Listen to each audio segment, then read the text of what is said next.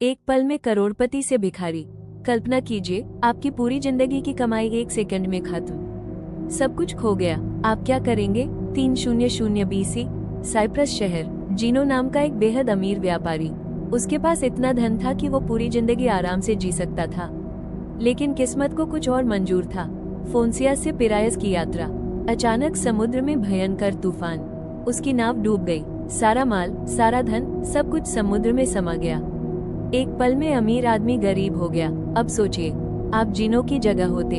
आपका पूरा बिजनेस बर्बाद, आपका सारा पैसा गायब, आपके कंट्रोल से बाहर, आपकी कोई गलती नहीं, फिर भी सब खत्म। आप गुस्से में पागल हो जाते ना? रोते ना? चिल्लाते ना? सवाल करते ना कि मेरे साथ ही ऐसा क्यों?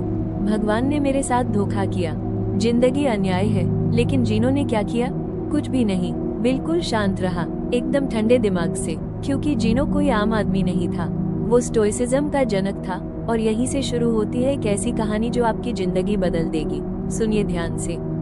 एक छोटा सा बदलाव, सिर्फ आपकी सोच में, और आपकी पूरी जिंदगी बदल जाएगी, हमेशा के लिए। मानसिकता का एक छोटा सा शिफ्ट, और बड़े से बड़े तूफान भी आपको हिला नहीं पाएंगे। यही है स्टोइसिज्म की ताकत। स्वीकार करो, तटस्थ रहो, आगे बढ़ो। जीनो की कहानी यहीं खत्म नहीं होती। जानते हैं उसने क्या किया? सुकरात, प्लेटो, महान दार्शनिकों की किताबें पढ़ी और फिर एक नया दर्शन बनाया, स्टोइसिज्म। उसने दुनिया को सिखाया कि हमारे साथ क्या होता है वो हमारे हाथ में नहीं, लेकिन वो हमें कैसे प्रभावित करता है वो पूरी तरह हमारे हाथ में है। बिखरे हुए दूध पर रोना बेकार है, डूबे हुए माल पर सिर पीटना बेकार है। जो हो गया सो हो गया। अब क्या करना है यही सोचो।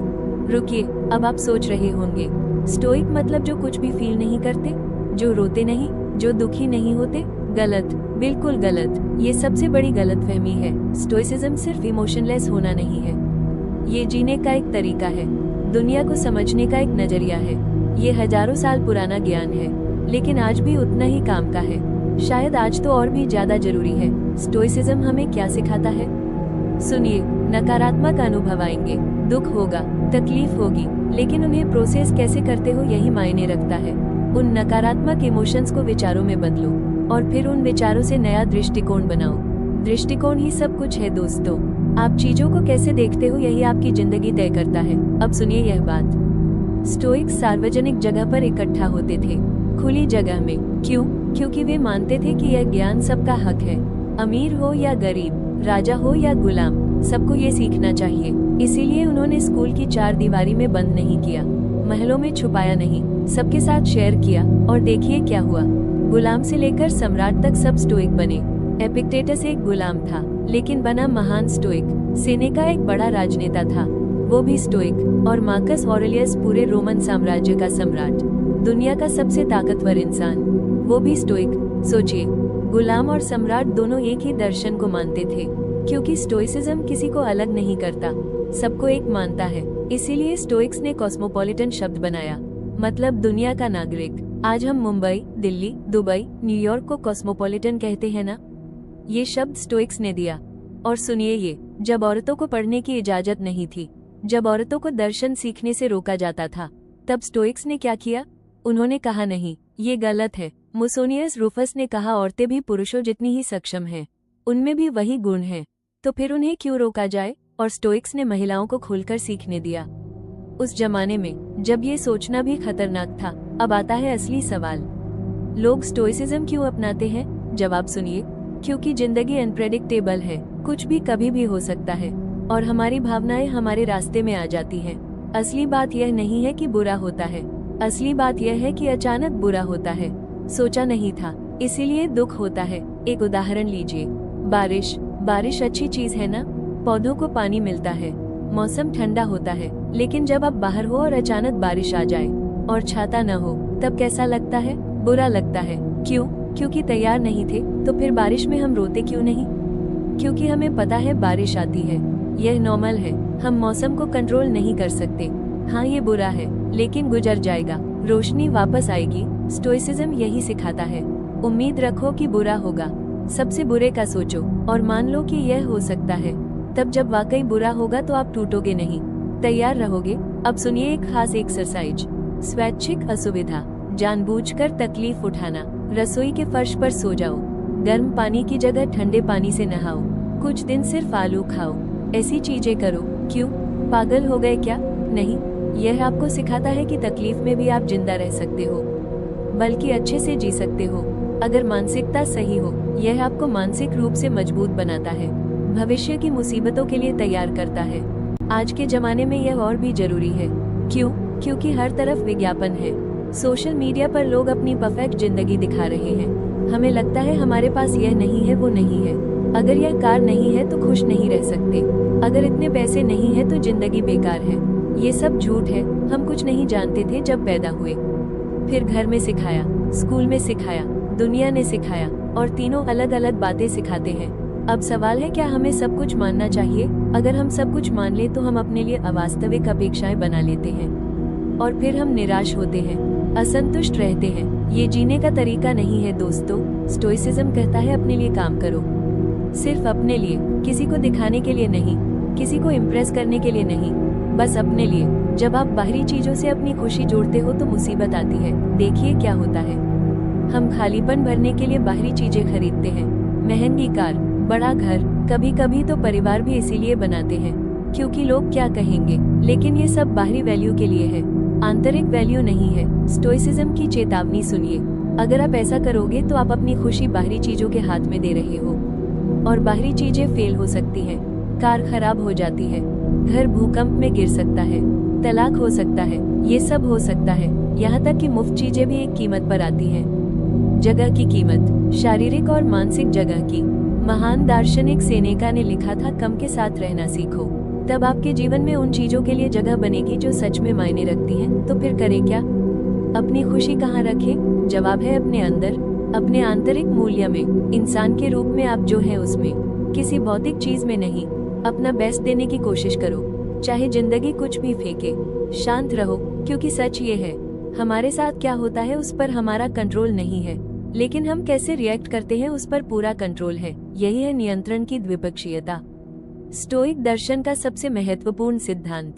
एपिक्टेटस ने कहा था, जीवन का मुख्य काम यही है, पहचानो कि क्या आपके कंट्रोल में है और क्या नहीं। जो आपके कंट्रोल में नहीं है उसे जाने दो, जो आपके कंट्रोल में है उस पर फोकस करो। स्टोइक्स सिखाते हैं, अपनी वैल्यू उन चीजों से मत जोड़ो जो आप कंट्रोल नहीं कर सकते, अपनी वैल्यू उन चीजों से जोड़ो जो आप कर सकते हो। गोल्स रखना अच्छा है, लेकिन जब गोल्स नहीं मिलते तो टूट जाना स्टोइक नहीं है, ये बेकार है। एक मजेदार उदाहरण लीजिए, यूट्यूब वीडियो बनाना रोमन सम्राट बनने से आसान है, लेकिन ये भी चैलेंजिंग है। पहले आइडिया, फिर रिसर्च, फिर लगा कि आइडिया बकवास है, फिर से शुरू, स्क्रिप्ट लिखो, वीडियो बनाओ, एडिट करो, थंबनेल बनाओ, टाइटल सोचो, और फिर अपलोड। अब देखिए, अपलोड होने तक सब कुछ आपके हाथ में था, लेकिन जैसे ही अपलोड बटन दबाया, पावर यूट्यूब एल्गोरिदम के हाथ में चली गई। अब आपका कोई कंट्रोल नहीं। फिर भी लोग क्या करते हैं? सक्सेस को व्यूज से नापते हैं, सब्सक्राइबर से नापते हैं, जो उनके कंट्रोल में नहीं है। गलती यही होती है। स्टोइक्स कहते हैं, सक्सेस को अपनी मेहनत से नापो, अपने एफर्ट से नापो, रिजल्ट से नहीं। प्रोसेस पर भरोसा रखो। अब एक कहानी सुनिए। एक आदमी 6 महीने से कड़ी मेहनत कर रहा है। अब उसे लगता है प्रमोशन मिलना चाहिए। वो बॉस के पास जाता है, रिपोर्ट दिखाता है, बॉस कहता है थैंक यू, लेकिन प्रमोशन नहीं देता। अब यह आदमी घर जाता है, सोचता है मैं बेकार हूँ, मेरी जॉब में कोई फ्यूचर नहीं। लेकिन उसने सोचा नहीं, शायद बॉस का मूड खराब था, शायद कोई और बेहतर था, शायद कंपनी के पास पैसे नहीं थे। वो कारण नहीं जानता, फिर भी दुखी है। अब अगर वो स्टोइक होता तो क्या करता? अपनी वैल्यू रिपोर्ट की क्वालिटी पर रखता जो उसने बनाई थी, और वो आगे भी अच्छा काम करता रहता। प्रमोशन का गोल टालता नहीं, बस पोस्टपोन होता, और वो खुश रहता। यही है माइंडसेट शिफ्ट, यही है स्टोइसिज्म। सच्चा स्टोइक सफलता को पैसे से नहीं नापता, वो इस बात से संतुष्ट है कि वो बिना पैसे की चीजों के भी आराम से जी सकता है। अब आते हैं स्टोइसिज्म के 4 मुख्य गुणों पर। ध्यान से सुनिए, यह आपकी जिंदगी बदल देगा। पहला गुण, ज्ञान। समझो कि क्या आंतरिक है और क्या बाहरी, और अपनी प्रतिक्रिया चुनने की ताकत पहचानो। विक्टर फ्रैंकल ने कहा था, उत्तेजना और प्रतिक्रिया के बीच एक स्पेस है, उस स्पेस में तुम्हारी पावर है, अपनी प्रतिक्रिया चुनने की पावर। दूसरा गुण, साहस। सिर्फ 2 शब्द, डटे रहो, विरोध करो। तीसरा गुण, संयम। कम में ज्यादा। जबकि जेफ बेजोस और एलन मस्क अरबों के लिए लड़ रहे हैं, स्टोइक्स कहते हैं, धन की सीमा बस इतनी होनी चाहिए जो जरूरी है, जो काफी है, बस। चौथा गुण न्याय, ये सबसे महत्वपूर्ण है। किसी को नुकसान मत पहुंचाओ। हम सब एक दूसरे के लिए पैदा हुए हैं, एक दूसरे की भलाई के लिए, अपने लिए नहीं। अब एक महान उदाहरण, नेल्सन मंडेला, दुनिया के सबसे महान नेताओं में से एक, रंगभेद के खिलाफ लड़े, 27 साल जेल में रहे। 27 साल, सोचिए, जब वो रिहा हुए तो दक्षिण अफ्रीका के राष्ट्रपति बने। सबको लगा अब वो बदला लेंगे, अब वो उन लोगों को सजा देंगे जिन्होंने उन्हें 27 साल जेल में रखा। लेकिन उन्होंने क्या किया? कुछ नहीं, बदला नहीं लिया, क्योंकि जेल में उन्होंने मार्कस ऑरेलियस पढ़ा था, स्टोइसिज्म सीखा था। उन्होंने अपने लोगों से कहा, शांत रहो, माफ करो, फिर से बनाओ। अतीत हमारे कंट्रोल में नहीं है, अब हम सिर्फ आगे बढ़ सकते हैं, बेहतर देश बना सकते हैं। यही है स्टोइक का रास्ता। आधुनिक मनोविज्ञान में भी स्टोइसिज्म का इस्तेमाल होता है।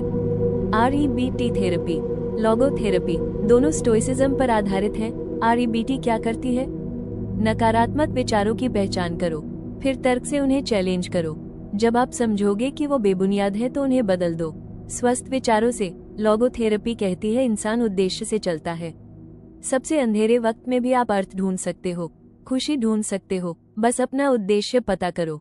हाँ, यह आसान नहीं है, लेकिन नामुमकिन भी नहीं। यह एक प्रक्रिया है। अपने सोचने के तरीके को बदलो। पुराना बाहर, नया अंदर। अपनी खुशी की समस्याओं को ठीक करने के लिए आत्मा मूल्य का अभ्यास करो। अपनी परिभाषा बदलो। जो आप कंट्रोल कर सकते हो उस पर फोकस करो, जो नहीं कर सकते उसे छोड़ दो, और फिर देखो, आप ज्यादा खुश रहोगे, ज्यादा संतुष्ट रहोगे। स्टोइसिज्म आपको तूफान से बचाती है, शांत पानी की तरफ ले जाती है। और अगर जहाज डूब भी जाए, अगर हम सब डूब भी जाएं, तो भी हम शांति से कह सकते हैं, हमने अच्छा जीवन जिया, भले ही छोटा रहा। क्योंकि याद रखिए दोस्तों, हर चीज का एक अंत है, हर कहानी खत्म होती है, लेकिन कैसे जीते हो यही मायने रखता है। तो अब आपको चुनना है, जीनों की तरह तूफान में भी शांत रहोगे, या डूबते जहाज के साथ रोते रहोगे। चुनाव आपका है, ताकत आपके हाथ में है। बस इसे पहचानो, इसे इस्तेमाल करो और अपनी जिंदगी बदल लो, आज से, अभी से।